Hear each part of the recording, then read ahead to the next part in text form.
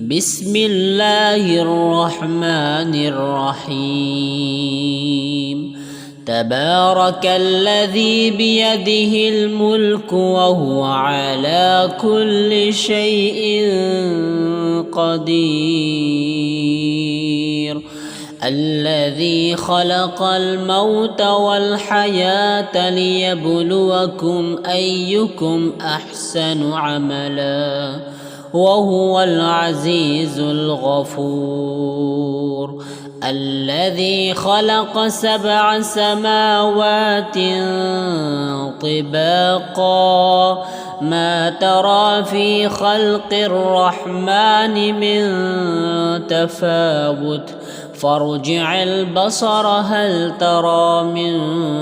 فطور ثم ارجع البصر كرتين ينقلب إليك البصر خاسئا وهو حسير ولقد زينا السماء الدنيا بمصابيح وجعلناها رجوما للشياطين وأعتدنا لهم عذاب السعير وللذين كفروا بربهم عذاب جهنم وبئس المصير إذا ألقوا فيها سمعوا لها شهيقا وهي تفور تكاد تميز من الغيظ كلما ألقي فيها فوج سألهم خزنتها ألم يأتكم نذير قالوا بلى قد جاءنا نذير فكذبنا وقلنا ما نزل الله من شيء إن أنتم إلا في ضلال كبير وقالوا لو كنا نسمع أو نعقل ما كنا في أصحاب السعير فاعترفوا بذنبهم فسحقا لأصحاب السعير إن الذين يخشون ربهم بالغيب لهم مغفرة وأجر كبير وأسروا قولكم أو اجهروا به إنه عليم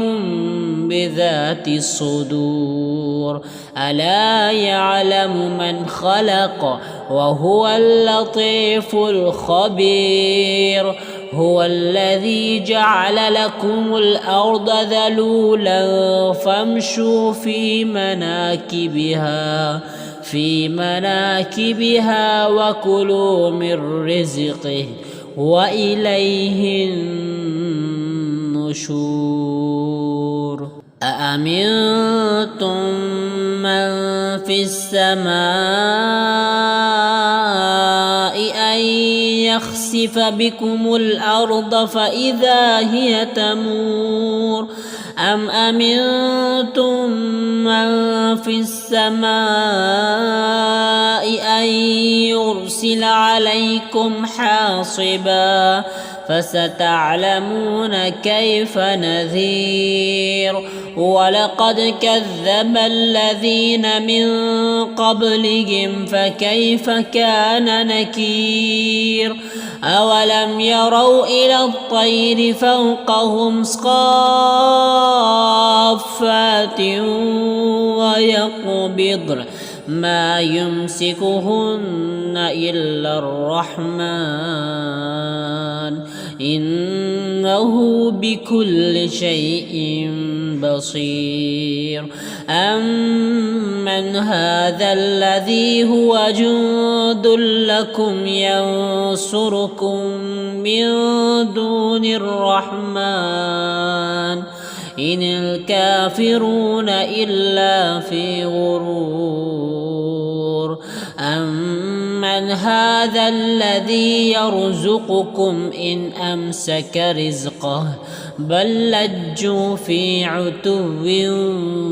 ونفور أفمن يمشي مكبا على وجهه أهدى أمن يمشي سويا على صراط مستقيم قل هو الذي أنشأكم وجعل لكم السمع والأبصار والأفئدة قليلا ما تشكرون قل هو الذي ذرأكم في الأرض وإليه تحشرون ويقولون متى هذا الوعد إن كنتم صادقين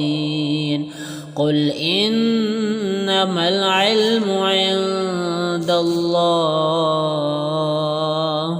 وإنما أنا نذير